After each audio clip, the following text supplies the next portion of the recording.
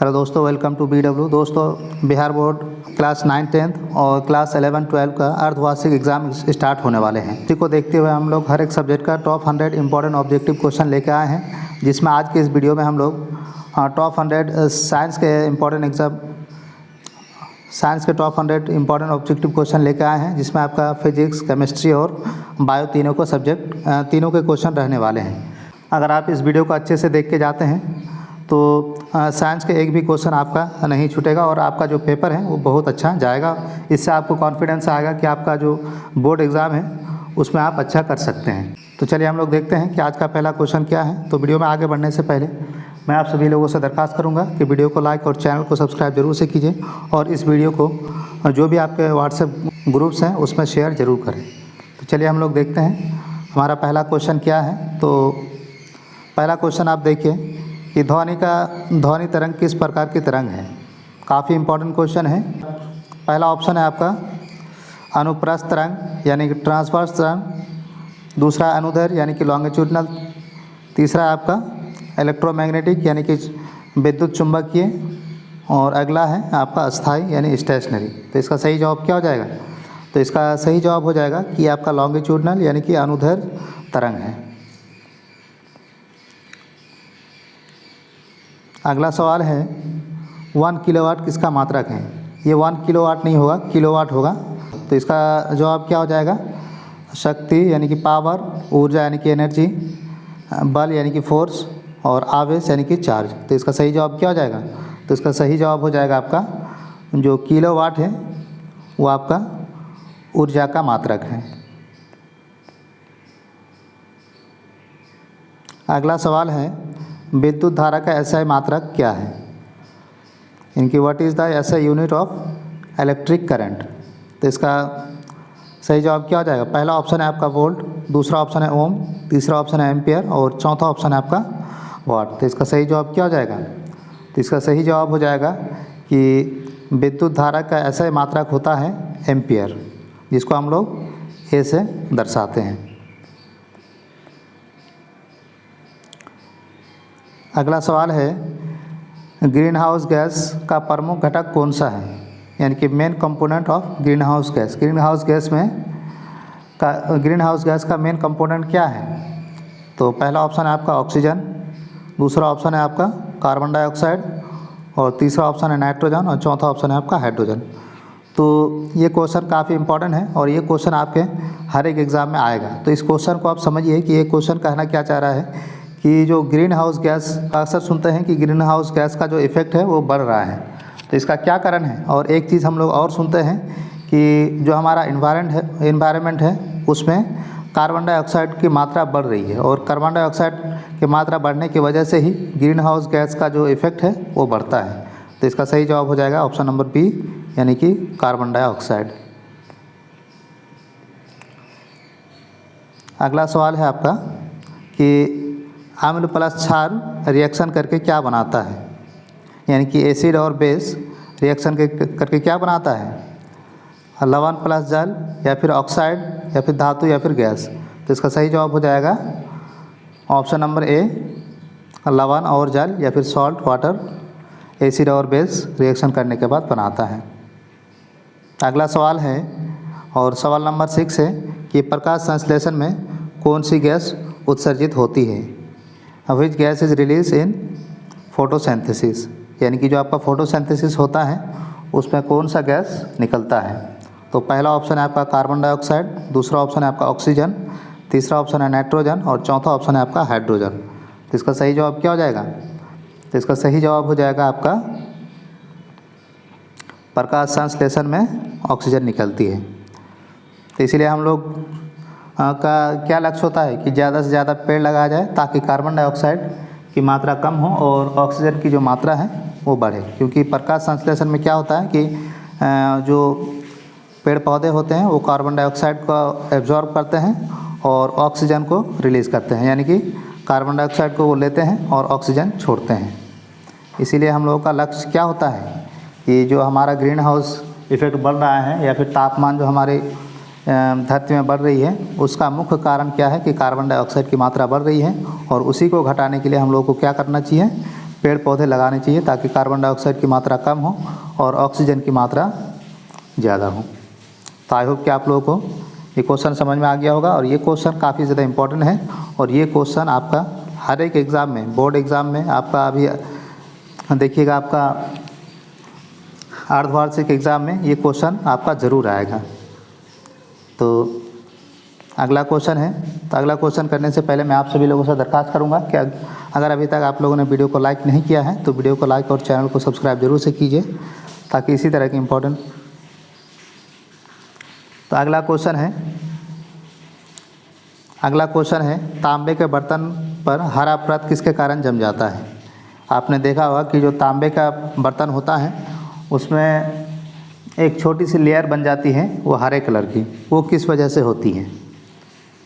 तो वो होती है आपका क्या कॉपर ऑक्साइड की वजह से या फिर CuCO3 या फिर COH के वजह से या CuSO4 की वजह से या फिर CuSL2 की वजह से। तो इसका सही जवाब हो जाएगा आपका ऑप्शन नंबर बी, CuCO3 और CuOH की वजह से तांबे के बर्तन में हरा परत आने लगता है। अगला सवाल है मानव हृदय में कितने कक्ष होते हैं, यानी कि जो मनुष्य के हृदय होते हैं उसमें कितने चैम्बर होते हैं। काफ़ी इंपॉर्टेंट क्वेश्चन है बायोलॉजी का, ये काफ़ी इंपॉर्टेंट क्वेश्चन है और ये क्वेश्चन आपको देखने को ज़रूर मिलेगा। तो पहला ऑप्शन है 2, दूसरा ऑप्शन है 3, तीसरा ऑप्शन है 4 और चौथा ऑप्शन है 5। तो इसका सही जवाब क्या हो जाएगा कि जो हमारा मानव हृदय है यानी कि मानव हार्ट है उसमें 4 चैम्बर होते हैं और 2 से क्या होता है, 2 से ब्लड को सक करते हैं और 2 से क्या करते हैं, ब्लड को पुश करते हैं। अगला सवाल है बल्ब का फिलामेंट किस धातु का बना होता है। काफ़ी इंपॉर्टेंट क्वेश्चन है ये और फेमस भी है ये क्वेश्चन, और ये क्वेश्चन आपको बार बार एग्ज़ाम में देखने को मिलता है। तो पहला ऑप्शन है आपका तांबा, दूसरा ऑप्शन है आपका एल्युमिनियम, तीसरा ऑप्शन है आपका टंगस्टन और चौथा ऑप्शन है आपका लोहा। तो इसका सही जवाब क्या हो जाएगा, तो इसका सही जवाब हो जाएगा आपका टंगस्टन। यानी कि जो आपका लाल वाला बल्ब आजकल तो बहुत देखने को कम मिलता है, तो अगर आपने लाल वाला बल्ब देखा होगा, इस तरह का जो बल्ब होता था उसमें जो एक टंगस जो जलता था बहुत, और वो जो जलने वाला धातु है वो धातु आपका टंगस्टन का है और उसका जो टेम्परेचर है पिघलने की वो बहुत ज़्यादा होती है, इसीलिए उसे बल्ब में यूज़ किया जाता है ताकि वो कितना भी हीट हो वो पिघल ना जाए। तो चलिए अगला क्वेश्चन देखते हैं। तो अगला क्वेश्चन है हमारा कि DNA का पूरा नाम क्या है, फुल फॉर्म ऑफ DNA।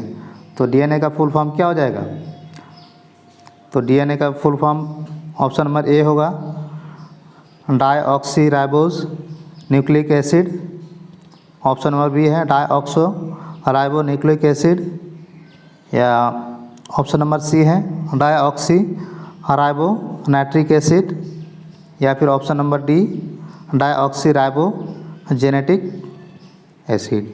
यही होगा, राइबोजेनेटिक एसिड ही होता है DNA। तो इसका सही जवाब ऑप्शन नंबर डी हो जाएगा। अगला सवाल है कि मनुष्य में श्वसन की प्रक्रिया होती है। पहला ऑप्शन है आपका एनारोबिक यानी कि आवायवीय, दूसरा होता है एरोबिक यानी कि वायवीय, और तीसरा ऑप्शन है आपका अपघटन यानी कि फर्मेंटेशन, और चौथा ऑप्शन है आपका आस्कीय वायवीय यानी कि पार्शियल एरोबिक। तो इसका सही जवाब क्या हो जाएगा, तो इसका सही जवाब हो जाएगा आपका ये आपका एरोबिक रेस्पिरेशन होता है। अगला सवाल है कि Fe2O3 प्लस एल्युमिनियम रिएक्ट करने के बाद क्या बनाता है। नहीं, ये अगला क्वेश्चन है Fe2O3 प्लस एल्युमिनियम रिएक्ट करने के बाद Al2O3 प्लस 2Fe बनाता है, तो ये किस प्रकार का अभिक्रिया है। तो पहला ऑप्शन है आपका विस्थापन यानी कि डिस्प्लेसमेंट, दूसरा ऑप्शन है आपका संयोजन यानी कि कम्बिनेशन, और तीसरा ऑप्शन है आपका अपघटन यानी कि डिकम्पोजिशन, चौथा ऑप्शन है आपका डबल डिस्प्लेसमेंट यानी कि द्विविस्थापन। तो इसका सही जवाब क्या हो जाएगा? तो इसका सही जवाब हो जाएगा ऑप्शन नंबर ए यानी कि ये आपका विस्थापन। अगला सवाल है, आँख में आने वाली परावर्तन त्रुटि यानी कि डिफेक्ट ऑफ विज़न जिसे अवतल लेंस से ठीक किया जाता है वो किस तरह की बीमारी है? तो पहला ऑप्शन है आपका हाइपरमेट्रोपिया, दूसरा ऑप्शन है आपका मायोपिया, तीसरा ऑप्शन है आपका प्रेसबायोपिया और चौथा ऑप्शन है आपका एस्टिग्मेटिज्म। तो इसका सही जवाब क्या हो जाएगा? तो इसका सही जवाब हो जाएगा कि मायोपिया।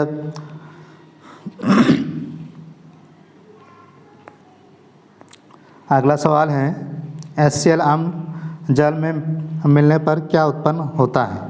यानी कि when HCl is dissolve in water तो क्या बनाता है? H+ आयन बनाता है, OH+ आयन बनाता है, Na+ आयन बनाता है या फिर Cl2 गैस बनाता है?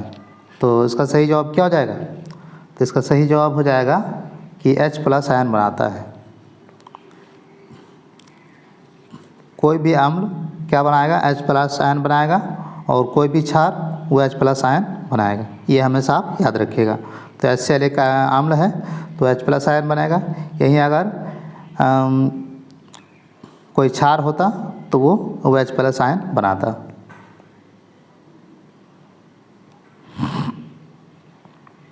अगला सवाल है, विद्युत धारा द्वारा उसमें प्रभाव किसका आधार है? Heating effect of electric current is the principle of. तो पहला ऑप्शन है आपका मोटर, दूसरा ऑप्शन है आपका बल्ब, तीसरा ऑप्शन है आपका गीज़र और चौथा ऑप्शन है आपका इलेक्ट्रिक हीटर। तो इसका सही जवाब क्या हो जाएगा? तो इसका सही जवाब हो जाएगा आपका इलेक्ट्रिक हीटर।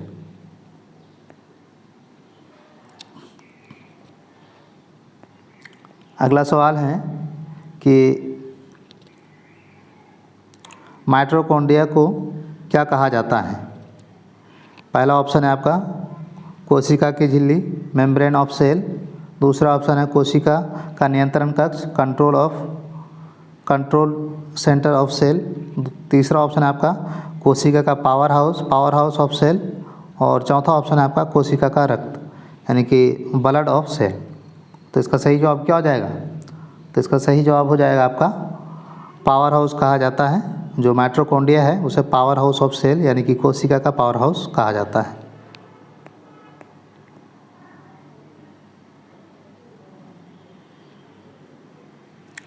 अगला सवाल है, 1 एम्पियर बराबर क्या होता है?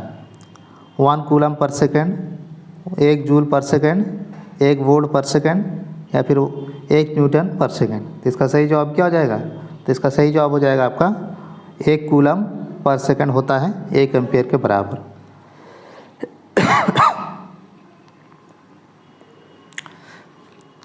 नेक्स्ट क्वेश्चन है कि हृदय से ऑक्सीजन रहित रक्त किस ओर जाता है? यानी कि हृदय से जो ऑक्सीजन रहित रक्त है वो किस तरफ जाती है? यानी कि deoxygenated blood from heart goes to, फेफड़े की ओर जाता है, गुर्दा की ओर जाता है, पेट की ओर जाता है या फिर आपका मस्तिष्क की ओर जाता है? तो इसका सही जवाब क्या हो जाएगा? तो इसका सही जवाब हो जाएगा कि वो फेफड़े की तरफ जाती है और वही ब्लड फेफड़े से होकर फिर हमारे नाक से बाहर होती है और फिर हम दोबारा सांस लेते हैं।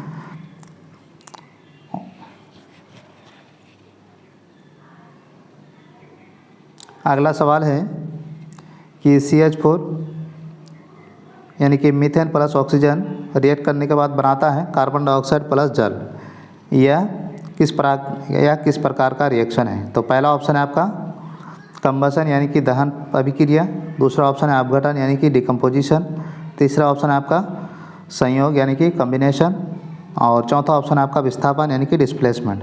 तो इसका सही जवाब क्या हो जाएगा? तो इसका सही जवाब हो जाएगा आपका कि ये कंबशन यानी कि मीथेन क्या है? मीथेन एक ज्वलनशील गैस है, जब इसको जलाते हैं तब कार्बन डाइऑक्साइड देता है और फिर भाप बनता है, तो इसीलिए ये कंबशन रिएक्शन है। कंबशन रिएक्शन मतलब जिस रिएक्शन में।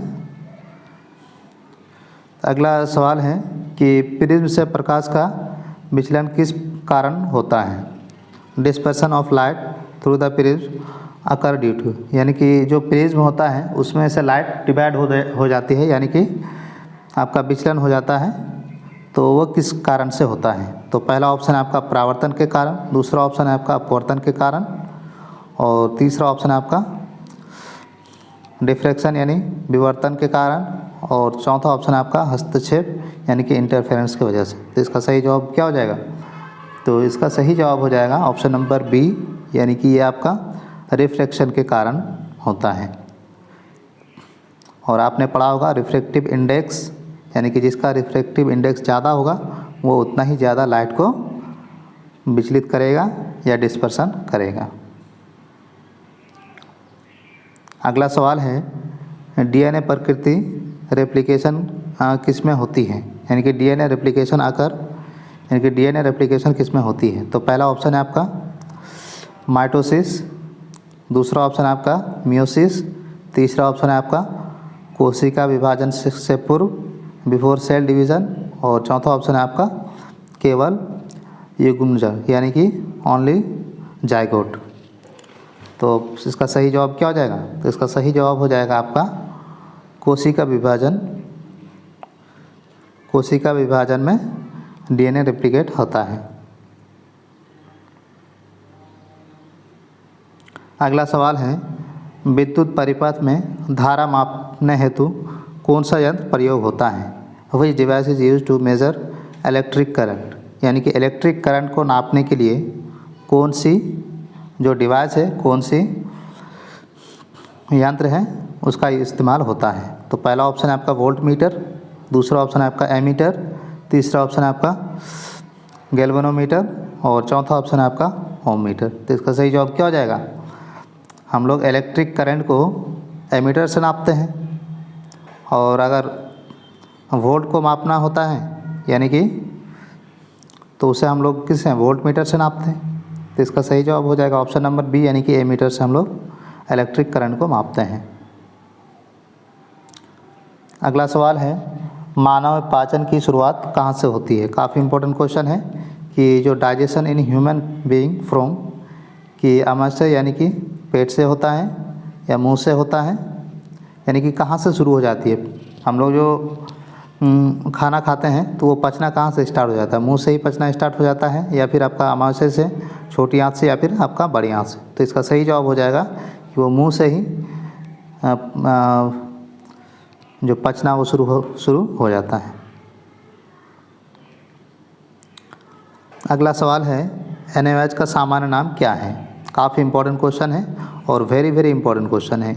ये आपको हर एक एग्ज़ाम में देखने मिलेगा आपको, या अर्धवार्षिक एग्ज़ाम हो, या फिर आपका सेंटअप एग्ज़ाम हो, या फिर आपका बोर्ड एग्ज़ाम हो, सभी एग्ज़ाम में ये क्वेश्चन आपको देखने को मिलेगा। Common name of NaOH। तो चूना, ये तो गलत है। चूना का कॉमन नाम क्या है आप लोग कमेंट सेक्शन में बताइए कि, यानी कि चूना का आपका रासायनिक नाम आप लोग बताना है। चूना तो ये आपका कॉमन नेम हो गया, इसका आपको रासायनिक नाम बताना है क्या। दूसरा ऑप्शन है आपका सोडा, तीसरा ऑप्शन है आपका कास्टिक सोडा, और चौथा ऑप्शन है आपका पोटाश। तो इसका सही जवाब क्या हो जाएगा? तो इसका सही जवाब हो जाएगा आपका कास्टिक सोडा।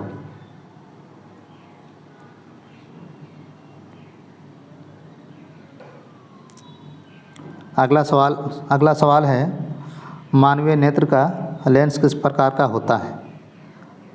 तो हमारे आँख में जो लेंस होती है वो किस तरह की लेंस होती है? अवतल लेंस होती है, उत्तल लेंस होती है, समतल लेंस होती है, या फिर आपका बेलनाकार लेंस होती है। तो इसका सही जवाब क्या हो जाएगा? तो इसका सही जवाब हो जाएगा कि हमारे जो आँख है उसमें उत्तल यानी कि कॉन्वेक्स लेंस होती है। तो आज के इस वीडियो में हम लोग 25 क्वेश्चन डिस्कस कर लिए हैं। तो नेक्स्ट वीडियो में हम लोग और 25 क्वेश्चन डिस्कस करेंगे। इस तरह से हम लोग 4 वीडियो में ये टॉप 100 क्वेश्चन को डिस्कस कर लेंगे। और अगर आप ये चारों वीडियो देख के जाते हैं तो आपका बिहार बोर्ड क्लास 10 के एग्ज़ाम में जो अर्धवार्षिक एग्ज़ाम आने वाले हैं, इसमें आपका जो मार्क्स है खास करके ऑब्जेक्टिव में, वो आपके 100% मार्क्स यानी कि आने वाले हैं। यानी कि आपका जो 50 ऑब्जेक्टिव है उसमें से आप 45 क्वेश्चन आप ज़रूर करके आएंगे अगर इस सीरीज़ को आप साइंस का देख के जाते हैं तो आई होप कि आप लोगों को वीडियो पसंद आया है। अगर आप लोगों को वीडियो पसंद आया है तो वीडियो को लाइक और चैनल को सब्सक्राइब जरूर से कीजिए ताकि इसी तरह के वीडियो मैं आपके लिए लाता रहूँ। Thank you so much for watching this video.